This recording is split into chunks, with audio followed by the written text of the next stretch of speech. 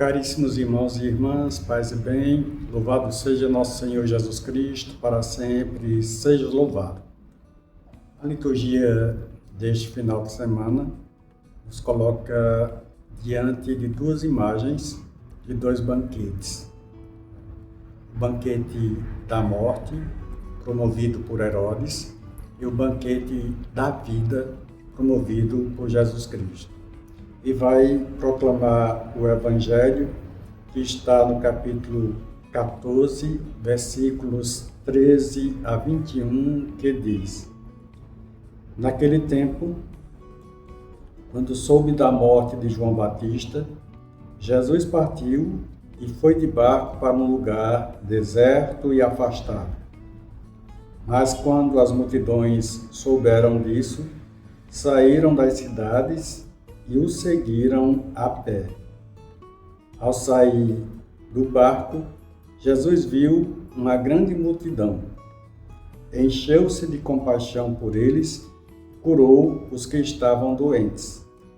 Ao entardecer, os discípulos aproximaram-se de Jesus e disseram: Este lugar é deserto e a hora já está adiantada. Despede as multidões para que possam ir aos povoados comprar comida. Jesus, porém, lhes disse: Eles não precisam ir embora. Dá-lhes vós mesmos de comer. Os discípulos responderam: Só temos aqui 5 pães e 2 peixes. Jesus disse: Trazei-os aqui. Jesus mandou que as multidões se sentassem na grama. Então pegou os 5 pães e os 2 peixes, ergueu os olhos para o céu e pronunciou a bênção. Em seguida partiu os pães e os deu aos discípulos. Os discípulos os distribuíram às multidões. Todos comeram e ficaram satisfeitos, e dos pedaços que sobraram, recolheram ainda 12 cestos cheios. Os que haviam comido eram mais ou menos 5.000 homens, sem contar mulheres e crianças. Palavra da salvação, glória a vós, Senhor. Caríssimos irmãos e irmãs, como eu falei no início, a liturgia de hoje nos coloca diante dessas duas cenas, ou desses dois cenários, 2 barulhos, 2 cheiros diferentes. De um lado, o cheiro do vinho, talvez o perfume do palácio de Herodes, onde a dança e a promessa levaram a decepar a cabeça de João Batista. Do outro lado, o cheiro de poeira e suor do deserto, onde 5.000 homens, mais mulheres e crianças, sentam-se sobre a grama para ouvir e participar do banquete da vida. Ouvindo esses versículos, nós podemos pegar os versículos anteriores, o capítulo 14, que apresenta aí o banquete da morte de Herodes, onde Herodíades, a filha de Herodíades, dança, agrada a todos, e o Herodes vai e pergunta para a filha de Herodíades, que era concubina do Herodes, ou seja, ela tinha relações com Herodes, mas às escondidas, porque Herodíades era casada com o irmão de Herodes. E aí ela vai e eles se agradam da dança da moça, e Herodíades pede para que ela peça a cabeça de João Batista. Bom, diante dessa realidade, nós temos aí os dois banquetes, né? Herodes oferece o banquete da morte, enquanto que Jesus oferece o banquete da vida, né? E há uma diferença enorme entre o banquete da morte e o banquete da vida, né? O evangelista Mateus é um artista, realmente ele descreveu dois banquetes de formas diferentes, seguidos um do outro, para nos mostrar que a opção feita pelo banquete da vida ou pelo banquete da morte é uma opção nossa, né? Mas nós tantas vezes somos como os discípulos, né? Apesar de optarmos pelo banquete da vida, somos como os discípulos. Estamos sempre no meio do caminho, né? Olhando para a multidão faminta, olhando para os nossos 5 pães e 2 peixes e deixando o peso da noite chegar. E aí, quando o peso da noite chega, nós dormimos muitas vezes saciados, mas com fome de Jesus. Com fome de Jesus porque somos às vezes como os discípulos que não se decidem, né? O primeiro movimento de Jesus Cristo, diante da notícia da morte de João, é retirar-se. Jesus se retira, provavelmente Jesus esteja um pouco abatido ou triste com essa morte, né? Do profeta, a morte do profeta João, que dizia para Herodes que era proibido, que era pecado ele ter um caso com Herodíades, que era casada com o irmão dele. Jesus Cristo faz um êxodo, se afasta das cidades, ou da cidade, né? Ele sai da lógica da cidade que mata. Essa cidade que Jesus Cristo se afasta é a lógica da cidade que mata, que mata os profetas. Ele sai da lógica, ele vai, aliás, para um encontro com o Pai. O Pai oferece a vida, o Pai oferece vida em abundância. E Jesus Cristo sai da cidade que mata profetas e vai para o deserto ao encontro do Pai, né? Mas uma multidão o segue. Uma multidão o segue. E Jesus, ele não se importa se está cansado, se está abatido, se está cabisbaixo, ele acolhe a multidão. Aqui está a primeira graça de Jesus. Jesus acolhe essa multidão e se enche de compaixão, porque é uma multidão que carece, né? É uma multidão que carece da palavra, gosta de ouvir, é carente da palavra de Jesus e também carece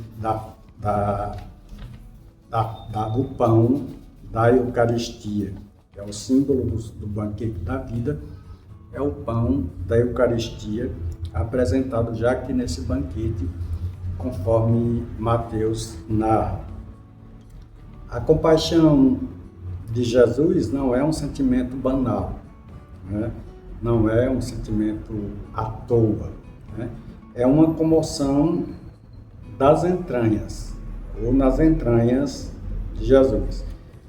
Esse verbo de compaixão é o mesmo verbo usado para descrever o pai do filho pródigo. Se nós formos ouvir o Evangelho de Lucas, no Evangelho de Lucas tem a narrativa do filho pródigo. O filho pródigo vai, nós sabemos de toda a história, e aí o verbo usado pelo evangelista Mateus é o mesmo verbo usado por Lucas pelo filho pródigo, do filho pródigo, o mesmo verbo. O pai corre para abraçar o filho. Jesus acolhe a multidão. É o amor de Deus que se move. É uma compaixão ativa, né? É uma compaixão ativa. Jesus tem uma compaixão pelo povo. Essa compaixão ativa, ela cura, ela alimenta. Caríssimos, quantas vezes a igreja, cada um de nós, corre o risco de ser como os discípulos, chega à noite, a fome aperta, e nós dizemos: Senhor, manda esse povo, ou manda esses famintos embora para comprar pão ou comida nas cidades. O retorno à cidade seria realmente morte, né? É a lógica de cada um por si, a lógica de Herodes, a lógica do mundo que diz que os problemas são grandes demais para serem resolvidos e que a fé é pequena demais para alimentar alguém. Olhem para o gesto de Jesus, que é contrário a toda a lógica narrada acima. Tomou os 5 pães, né, e os 2 peixes, ergueu os olhos para o céu, né, abençoou, partiu e deu os pães aos discípulos, e os discípulos o deram à multidão. Aqui está o segredo do reino. O segredo do reino, tudo passa pela bênção de Deus, né? Pelas mãos dos discípulos. Aí está o segredo também da igreja, a Eucaristia. Jesus passou esse poder para os sacerdotes, para o sacerdócio, para o Papa, o sacerdócio, para distribuir o pão da Eucaristia. Você e eu somos as mãos que distribuem, né? Os padres que celebram a missa, os bispos, os papas, os bispos, cardeais e os padres que celebram as missas, eles distribuem o pão, né? E também os ministros. O padre distribui o pão para os ministros e os ministros vão distribuir o pão para as pessoas que estão dispostas a comungar, que estão aptas a comungar. Você e eu somos as mãos que distribuem, né? O milagre aconteceu ou acontece no chão da nossa história, não é um milagre que se dá, né, a partir do alto, mas ele acontece no chão da nossa história, o milagre da Eucaristia, né? E acontece no colo das pessoas. As pessoas estão sentadas, elas estão como que pessoas livres que ouvem a palavra e comem o pão. Isso é um gesto de liberdade. E o que sobra desse pão que esse povo comeu, né? Mais ou menos 5.000 homens, como diz o Evangelho, mais ou menos 5.000 homens, e sem contar mulheres e crianças, né, sobra 12 cestos. Né? 12 é o número da totalidade, é o número da totalidade do povo de Deus. Não sobra apenas um pouco, né? Deus é generoso demais, Ele sempre dá em abundância. Sobra o dobro da necessidade. Deus dá com muita generosidade, Ele dá com muita abundância, para que você e eu tenha o que levar para o irmão que ainda está na estrada indeciso.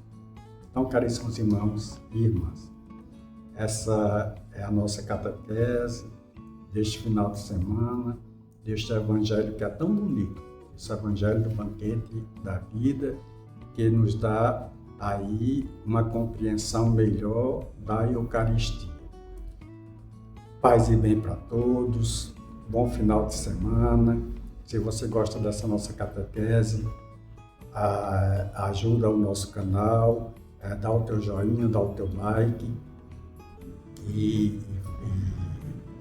dando o teu like, a plataforma do YouTube vai levar essa catequese para mais pessoas.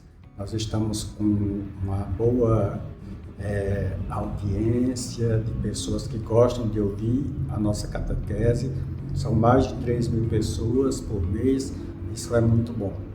E é lógico, com a ajuda de vocês, que dá o joinha, que compartilha, que faz o seu comentário, né? É muito importante tudo isso, tá bom? E Deus os abençoe, Ele que é Pai, Filho e Espírito Santo. Paz e bem para todos, bom final de semana.